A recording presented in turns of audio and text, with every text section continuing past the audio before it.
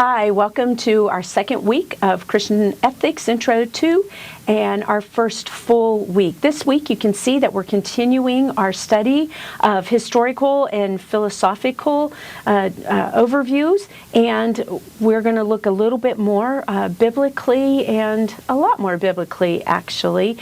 You'll see that I've assigned Genesis chapters 2 and 3. And why I want us to start there is because really in Genesis 2, we get a sense of the relationships that God has intended to be. If you remember from your reading, Genesis 2 will start off there with there being a land with water. It's not yet a garden though, because there's no one to take care of it. And so God creates an Adam, a earth creature, if you want to go literally there, and puts it there in the garden. And now there's somebody to take care of the garden. And the garden, it says, produces good fruit, and that and it looks good. It gives aesthetic pleasure for the human. But then God sees that human is alone, that the human is not meant to be alone. And so then God says it needs a partner. And so God then doesn't create another human, but creates animals.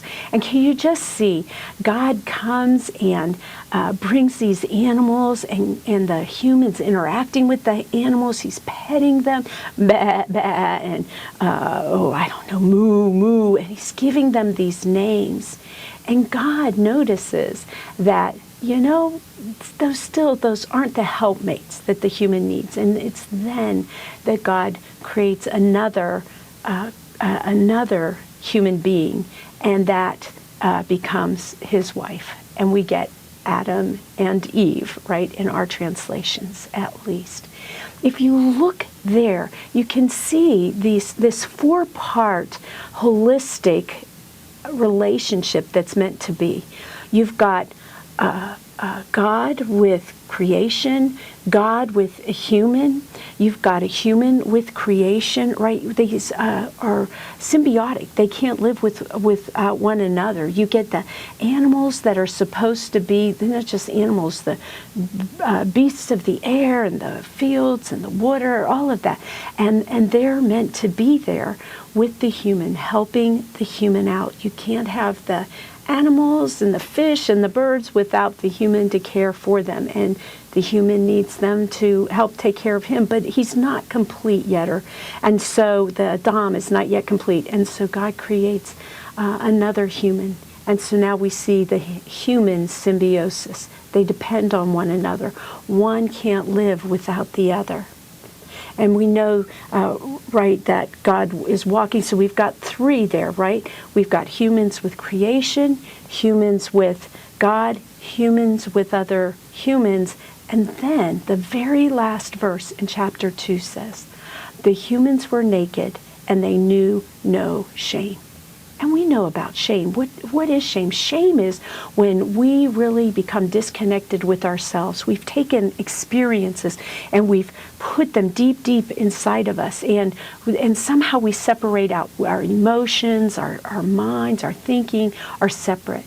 And so then this fourth component is our own relationship, our relationship with ourselves.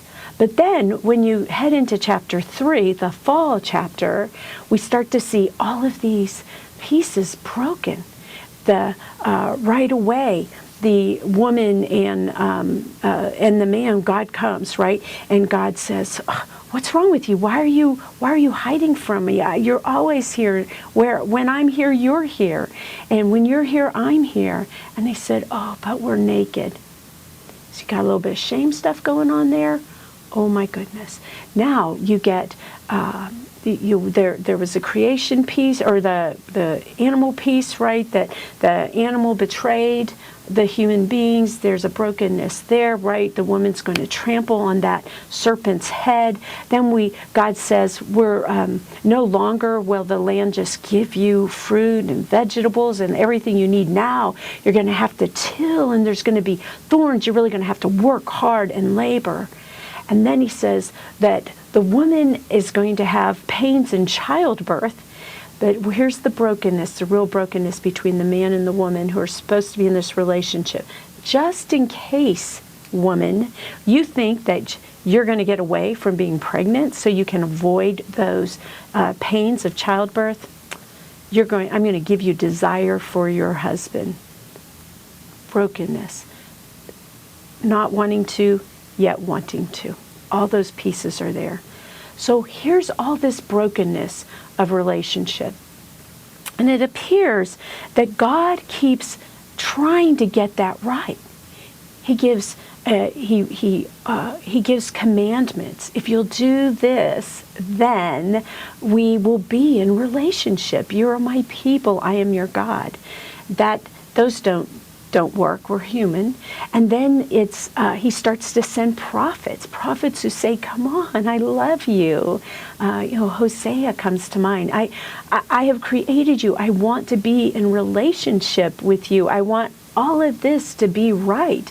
And that still doesn't happen. And then finally, God just, I think, gets so frustrated that he says, I'm going to come down there myself, Emmanuel. I'm going to come in a way that won't be so threatening, where people might receive me. And that even those who don't receive me, that I'm God Almighty. I'm still going to make it right. It's going to be right.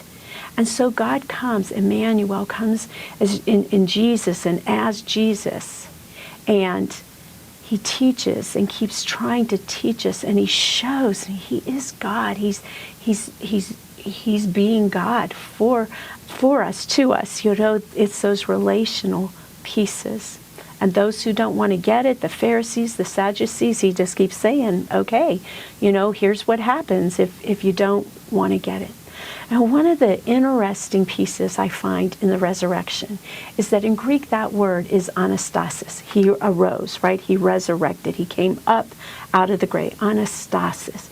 And in that word, if you look into its classical definitions, what you'll find is it's also a word for healing and wholeness. In Hebrew, we might call that shalom. And much has been written about that whole creation piece, Genesis, early Genesis, being about shalom. And we want to take shalom and call that peace. But shalom and anastasis are more than resurrection, and they're more than just peace. It is about this wholeness of relationships. And that really is what ethics comes down to. How do we have these holistic relationships? And we have tried and tried and tried over and over and over again to figure that out. And personally, I believe we find all of that right there in the Bible. And we get to work it out with one another. So we're going to read Genesis 2 and 3 to be reminded. Hopefully you've already read it. The prophets, the great commandments. When Jesus told us, I almost skipped over that. The great commandments. What's the most important of the laws? Just this, said Jesus. Love God with the whole of your very being. Love your neighbors. And what does it say? Love your neighbors as yourself. And because of this shame, because of this brokenness, really we have to learn how to love ourselves. We keep losing that in the Christian tradition. In our faith tradition, we lose that. We have relegated it, if you will, to the self-help shelves. It's time to regain it. Jesus is saying it right there. So we're going to look at the biblical pieces, some of the ethical lists that we find within the biblical witness, some of the others, the virtues, the 7 deadly sins, which have been revised in the last few years, not officially, but by asking people today, contemporaries, well, what do you think those should be? And then where we're going to end up here is talking about the one another's and expected behaviors. This is going to bring it down to us congregationally and as leaders of our congregations.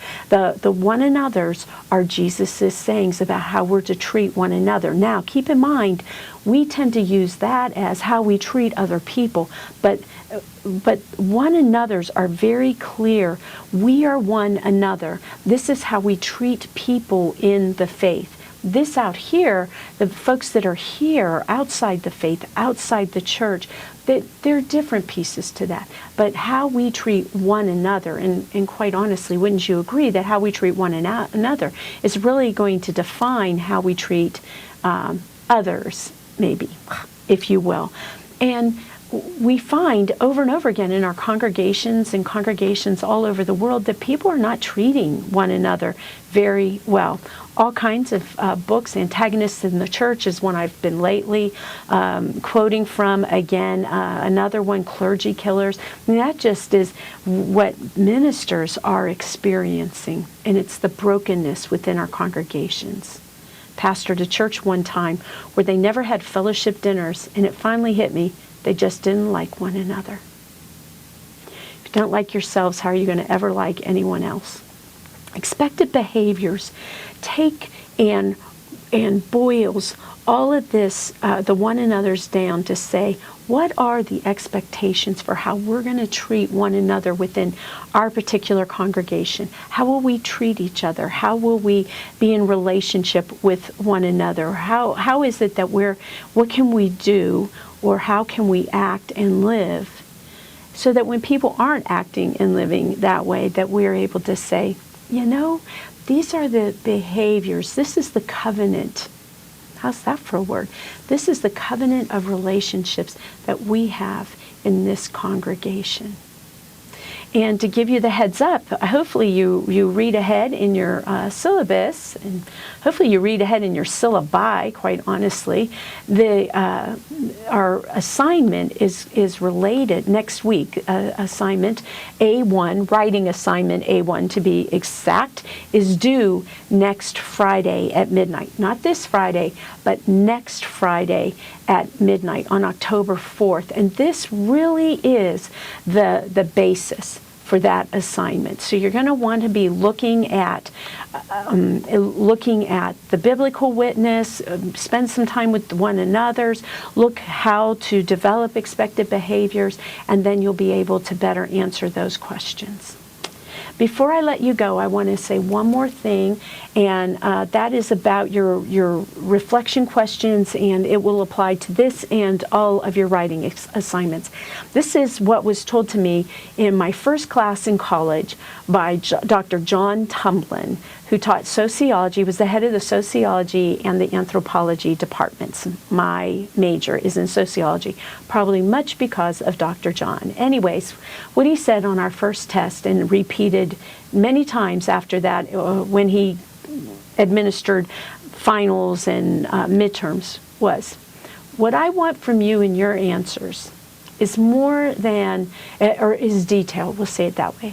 He said, if the answer is a cat, I want more than a cat. I want to know, I want to know more than that the cat has 2 ears, 4 paws, a tail. I want to know what color the cat is and what color its eyes are, and whether it purrs loudly or silently, what its tongue like. Does it give kisses? Does it move between your legs? I want detail. And many of us are already doing that. But some of us, maybe many of us, are not.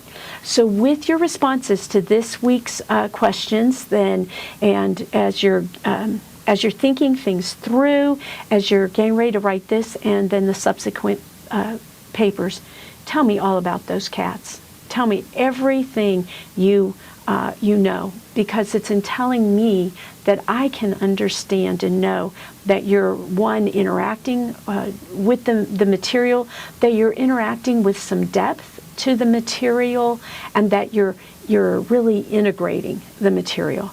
And in the end, that's what's really important. I hope that you have a great week. I'll look forward to seeing you soon, to hearing your responses or reading your responses, and I hope that it's a great week for you. Thank you.